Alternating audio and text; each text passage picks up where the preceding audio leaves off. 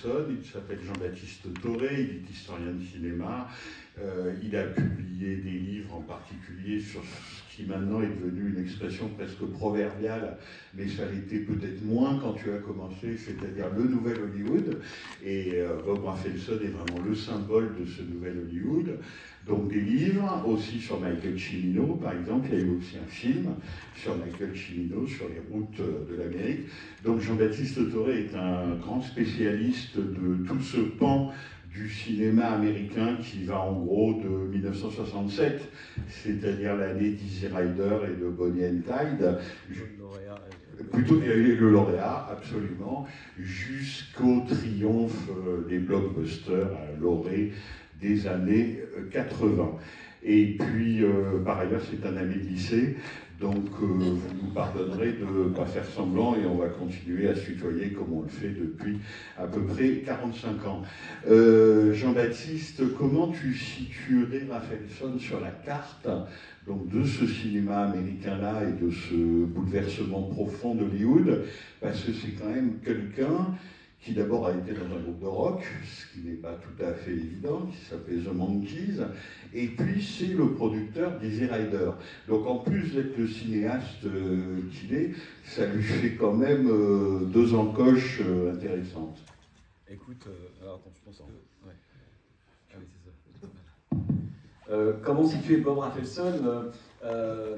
Il faut juste rappeler un truc, je ne sais pas, donc tu m'interromps évidemment, qu'il est né en 1933, c'est tout bête, mais au moment d'Easy Rider, donc on est en 68-69, de Five Easy Pieces, qui va être son premier grand succès, etc., il a 36-37 ans. C'est tout bête, mais il est vraiment à cheval entre la génération née vraiment dans les années 20, les Seagull, Peckinpah, Altman, Frankenheimer, etc., et puis la génération qui va arriver un peu plus tard, type Scorsese, Coppola, etc. C'est intéressant parce que c'est quelqu'un qui, en fait, a déjà vécu, comme tu le dis, il a fait plein de choses, hein, Rafelson, avant de commencer à faire de la télé et puis du cinéma. Il est parti au Japon, il a été basé là-bas, il s'est passionné pour Ozu, peut-être qu'on en reparlera. Il travaillait pour la Shushiku à un moment donné, parce qu'il était censé voir parmi les films de la Shushiku ceux qui pouvaient être éventuellement exportés aux États-Unis, donc il a été très marqué par ça. Il a fait plein de choses dans sa vie, c'est une espèce un peu de tête brûlée, Bob Rafelson.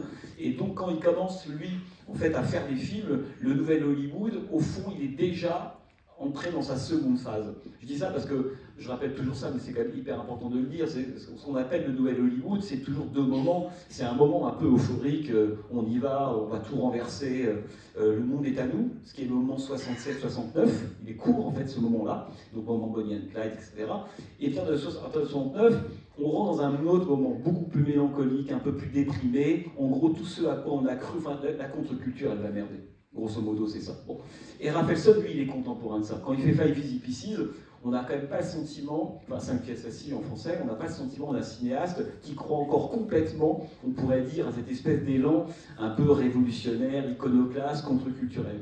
Donc Rafelson, c'est quelqu'un qui va faire...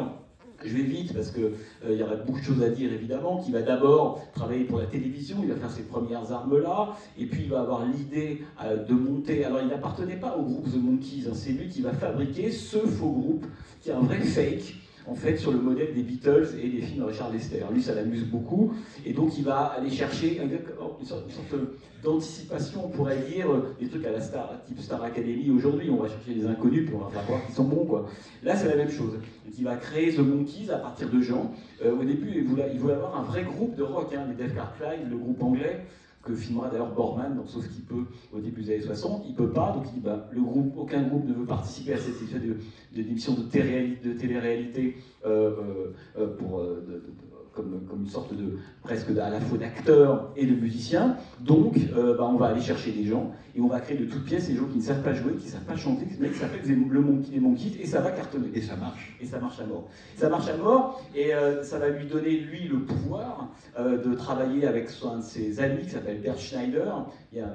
Parce que Rafelson, c'est vraiment un cinéaste du collectif. Il a tout de suite le sens à la fois et l'intuition des gens avec lesquels il faut aller travailler, aussi bien acteurs, réalisateurs que producteurs. Et ensemble, ils vont créer cette société de production qui s'appelle Revert. On est à ce moment-là en 65-66. Et ils vont faire un film qui sera le premier film de Rafelson, qui s'appelle Ed. Hein, vous allez peut-être voir, regardez-le, parce que c'est un objet, c'est d'ovni phénoménal, c'est de film psychédélique qui à la fois met en scène les monkeys pour les assassiner et les déconstruire, attaquant en même temps la société de consommation. Enfin, c'est un film psychédélique, à peu près un plan toutes les 3 secondes, comme on en faisait beaucoup à l'époque. Et d'ailleurs, Rafelson dira qu'après ce film-là, il était tellement fatigué de ce montage si rapide et hystérique qu'il s'est dit plus jamais je ne ferai un film avec autant de cuts à l'intérieur. Et le film que vous allez voir ce soir, Rafelson l'aimait beaucoup, évidemment, c'est un chef-d'œuvre. Moi, c'est peut-être mon préféré de Rafelson. Et il disait que c'est le film dans lequel il y a le moins de coupes par rapport, évidemment, c'est l'anti-Ed d'une certaine façon. Et donc il va faire Ed qui n'aura aucun succès, attention, hein. Le film lui-même n'a aucun succès, et puis il va avoir cette idée géniale de créer une petite maison de production qui s'appelle donc la Rebert, mélange de Rafelson et de Bert Schneider, et là ils vont produire un film qui s'appelle Easy Rider. Voilà. Bon, l'histoire est connue, on va pas tout refaire. Hein. Mais c'est ça qui est tellement intéressant chez lui, et puis aussi tellement étonnant pour nous.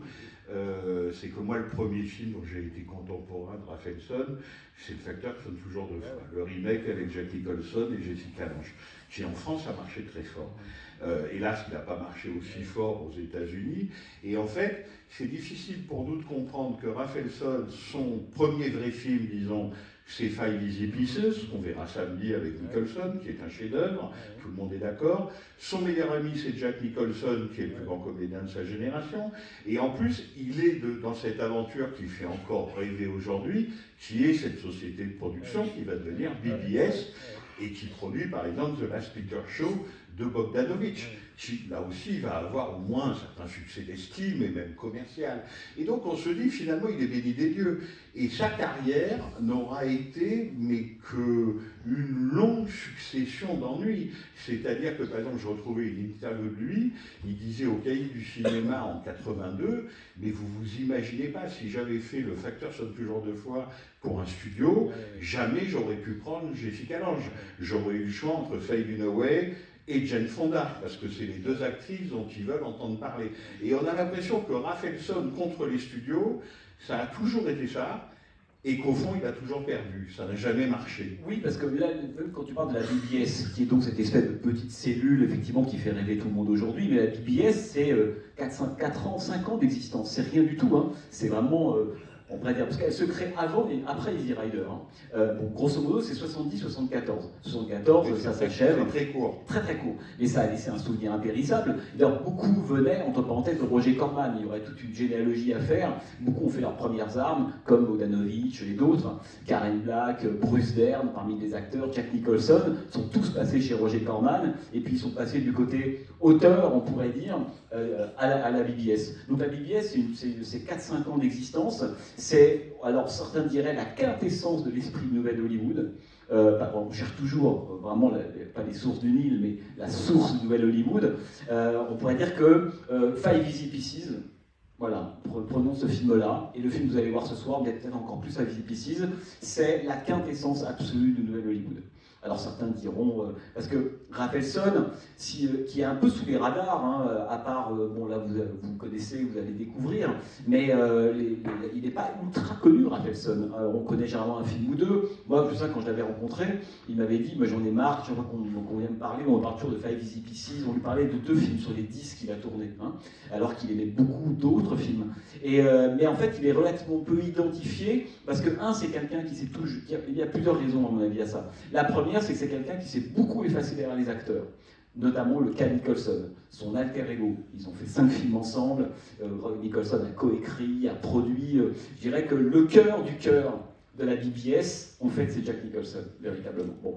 Et donc, il a vraiment eu ce sens de collectif, il s'en remettait beaucoup aux acteurs. Je dis ça, pourquoi c'est important? Parce que vous allez voir des films comme Blood and Wine, par exemple, qui est une autre collaboration avec Jack Nicholson, il y a Michael Caine, il y a Jennifer Lopez, c'est un film hyper bien. Et ce qui est intéressant, c'est de voir combien il tourne ce film comme La Veuve Noire dans les années 80, Blood and Wine, ça date des années 90. Rafelson a jamais été un fou du scénario, ou des twists, ou du plot fort, etc. C'est l'anti-Usual Suspect, je veux dire. Il s'en foutait complètement de ça. Ce qui l'intéressait, c'était les acteurs. Et ça veut dire quoi? Ça veut dire que Roger Ebert, qui était un très célèbre critique du Chicago Sun-Tribune, disait la différence entre un bon thriller à propos de Blood and Wine de Rafelson et un mauvais, c'est dans un mauvais thriller, en fait, le scénario, les personnages font des actes qui font avancer le scénario. Voilà. Ou en tout cas, tout ce qu'ils font est conforme à l'idée du scénario qu'on a. Dans un bon thriller, et il n'y a pas tant que ça en réalité, les personnages agissent, et ces actes-là produisent en fait le scénario, ce qui n'est pas du tout la même chose. Et en fait, Rafelson, il est toujours ce que les Américains appellent les caractères driven, c'est-à-dire ce sont les personnages qui produisent ces films. Et donc on peut comprendre, et même pour le style, vous allez voir, c'est difficile de reconnaître un film, je parle en termes de style, de metteur en scène de Rafelson immédiatement, alors que lui appartenait à un moment, un mouvement de Denis Hopper, Robert Altman, Ashby, Coppola, Scorsese. Normalement, quand on a l'œil un peu constitué, on repère un film de Scorsese en 25 secondes. Enfin, l'ouverture de Main Street, c'est l'ouverture de Main Street, quoi. Bon. Alors que Rafelson, pas du tout. Rafelson, c'est quelqu'un qui a été, je parlais du Japon tout à l'heure, a été très marqué notamment par Ozu.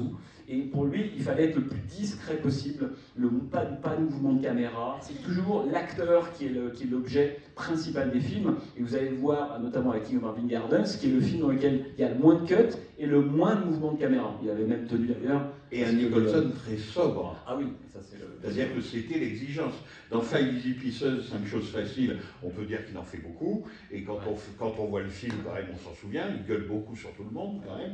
Dans King of Marvin's Garden, c'est un Nicholson beaucoup plus intériorisé et qui a à peine le droit de nous donner son célèbre sourire.